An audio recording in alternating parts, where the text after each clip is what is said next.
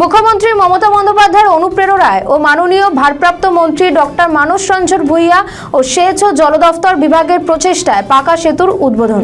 উত্তর 24 পরগনা জেলা দোয়াই খালের ওপর রোহন্ডা চণ্ডীগ্রাম গ্রাম পঞ্চায়েতের অন্তর্গত বারাসাত 2 নম্বর ব্লকের অধীন নবনির্মিত লালপোল এলাকায় পাকা সেতুর শুভ উদ্বোধন করেন মধ্যমগ্রামের বিধায়ক তথা রাজ্যের মন্ত্রী রতিন ঘোষ। মানুষের একটা প্রত্যাশা পূরণ হচ্ছে।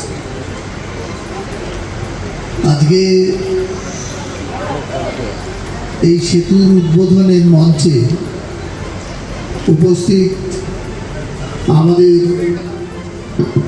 পুরসভার পৌর প্রধান নিমাই ঘোষ, এখানকার প্রধান মাসুমা, আমাদের মমতা আছে জেলা পরিষদের মেম্বার, সঞ্জুরা আছে আমাদের বারাসাত ব্লক 2-এর পঞ্চায়েত সমিতির কর্মাধ্যক্ষা, আমাদের সেক্রেটারি ইরিগেশন সঞ্জয় কুণ্ডু আছেন, উপস্থিত আছেন চিফ ইঞ্জিনিয়ার সুব্রত চট্টোপাধ্যায়, অমিতাভ ঘোষ আছেন। আদিকে পূরণ হচ্ছে বলে তাদের মধ্যেও একটা আনন্দ আছে।